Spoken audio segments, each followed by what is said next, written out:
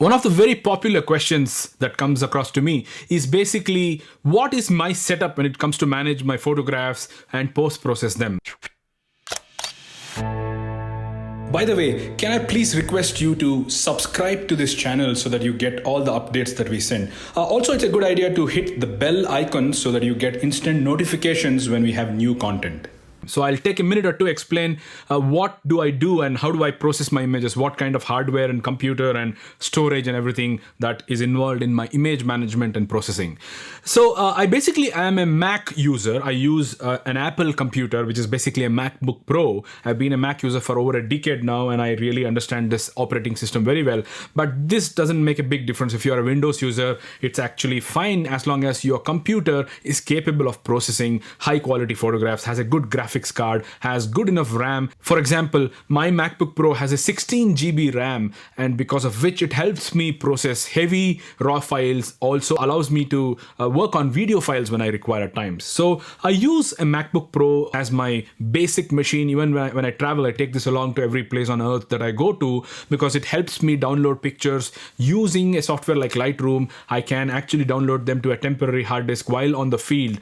But when I come back to my base, for example, when I come back to this desk and I'm working on my images, the first thing I do when I come back from a trip is I transfer all the files from a small portable external hard disk to something like this, which is a Thunderbolt hard disk. Right now, this is a 6 terabyte hard disk, and it's been on for a few years. I've not filled it. I also shoot very judiciously. I just don't fill a lot of images just for the sake of it. So I transfer files to a hard disk like this, which basically is the place from where I access images when I'm processing them after a few days of coming back.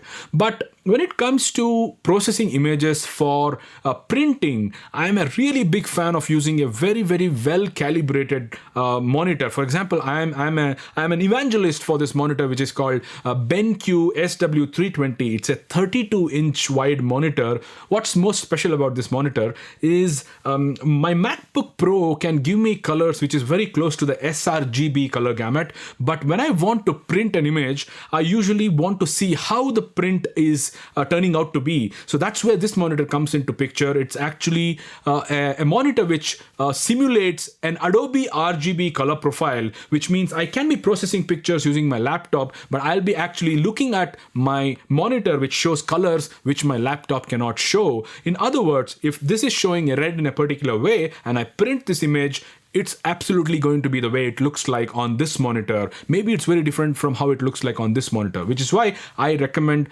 an Adobe RGB compatible monitor, especially if you're into printing. Any which ways, if you want to process your pictures and render them in correct color profiles, the monitor becomes a very integral part.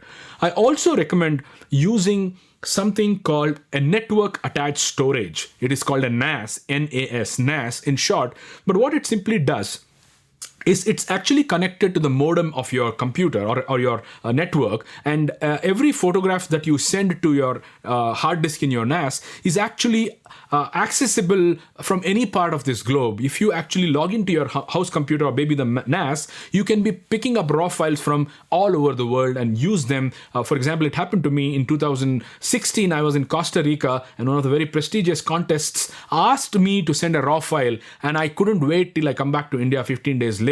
I simply asked my office to switch on the NAS, and I connected to it sitting in Costa Rica. I could download the raw file and send it to them for the final round of the contest. It also won an honorable mention. So sometimes it's very important to have access to all your files, even though they are in a lot of gigabytes of space. So I use a network attached storage apart from a physical hard disk like this to manage my files. So a good computer, desktop, or a laptop like the MacBook Pro, or maybe a powerful Windows machine, a great monitor to handle colors, and a very good device to store your files is what I recommend as a basic setup for you to work on your photography. If you're curious to know what's an Adobe RGB, sRGB color profile and how is it useful when it comes to managing your images, you should actually subscribe to our course on Lightroom Classic CC, which allows you in-depth knowledge of what is monitor calibration, what are color profiles, and how do you manage all this while you develop your photographs and get the right colors out of it for printing as well as for the web.